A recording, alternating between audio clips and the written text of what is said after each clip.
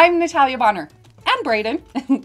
Welcome back. I'm so excited to be here today and share this really fun border. So the design that I'm going to be sharing today is one that I am teaching on my class sample, which is actually a sample for my brand new class, Let's Stitch Snowballs.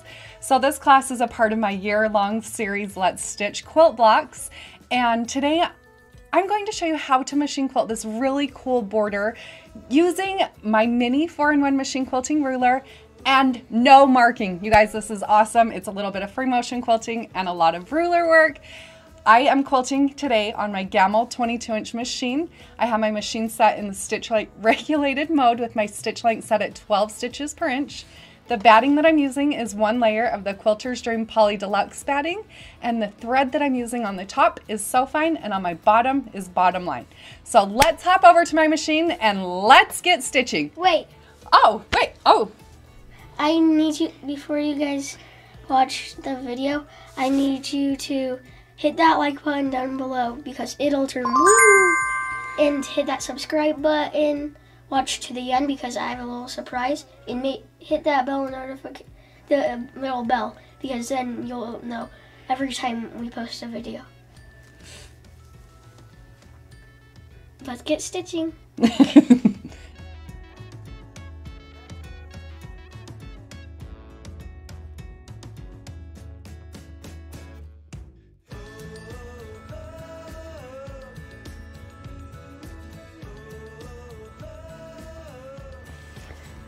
For this fun design, I am going to be stitching using my mini 4-in-1 machine quilting ruler. My blocks are all 12-inch blocks, and I'm going to be using the largest curve and the medium curve on that ruler. So on my block designs, I'm not going to do any marking. I'm going to use that largest curve on the ruler and stitch point-to-point curves. So the way these snowball blocks are, there's actually a marking in the center, so I didn't have to mark out any markings before I began stitching. I'm simply quilting point to point with what the quilt has given me. Anytime that you're using machine quilting rulers, make sure that you hold your machine quilting ruler 1/4 of an inch away from where you want your thread to intersect so that your ruler will allow your needle to stitch right into those points. So now that I've stitched my first set of scalloped lines all the way across the portion of my quilt that I can quilt, using the smaller sections as my sashing and the larger sections on my block, then I'm going to add an echo to the outside of this design. So to add that echo, I hold the side of my machine quilting ruler so it's right on top of my previous stitch line. I do have to adjust slightly as I'm stitching out that echo curve. Once I've stitched that echo all the way across, now it's time to dress it up a little bit.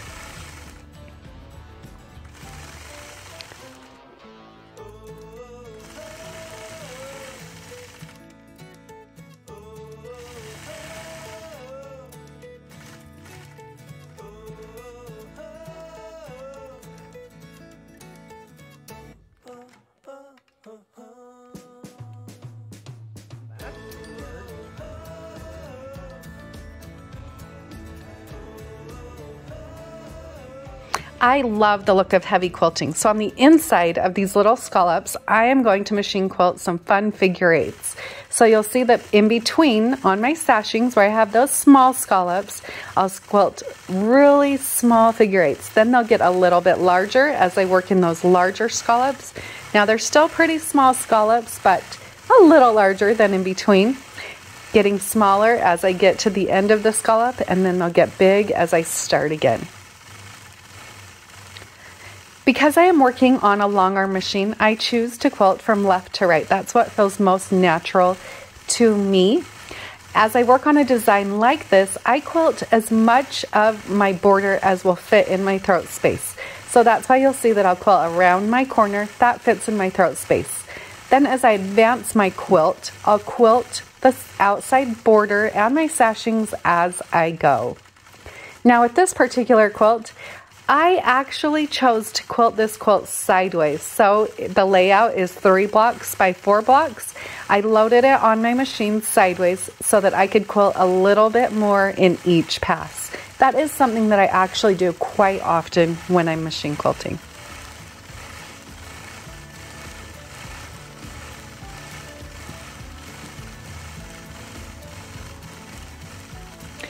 The thread that I'm using here to stitch out this design is so fine on my top, and I'm using bottom line thread on my bobbin. Now I am doing all of my quilting on a custom panel. I picked up this panel from Honest Fabric. It is an awesome panel. I didn't have to do any piecing, so I'm ready to start stitching once I get this panel. The size that I'm using here to stitch out this design is 50 by 60. Now, if you do want to join my online class where I teach you 12 amazing ways to quilt these snowball quilt blocks, this is the panel that I'm using for that fun class. So once I've stitched all of those figure weights across my quilt in the area that my throat space will allow me, I'll actually cut my threads and travel back to the left side of my quilt where I'm going to stitch swirls. So I have already stitched a few of those. I wanted to make sure I liked the look of this design. So whenever I stitch a swirl, I'm always thinking about leaving myself an out, leaving enough space for myself to stitch back out of wherever I stitched myself into. And from there, I'll just fill the outside all the way across this section with those fun swirls. And again, I'll repeat that as I advance down the quilt.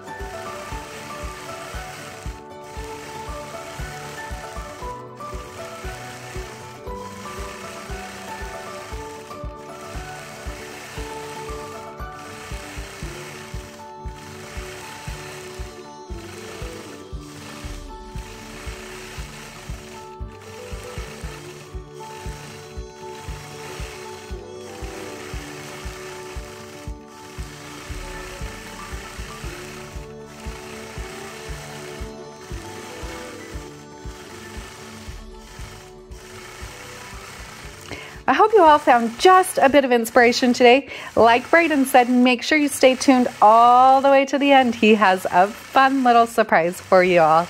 Have a great day.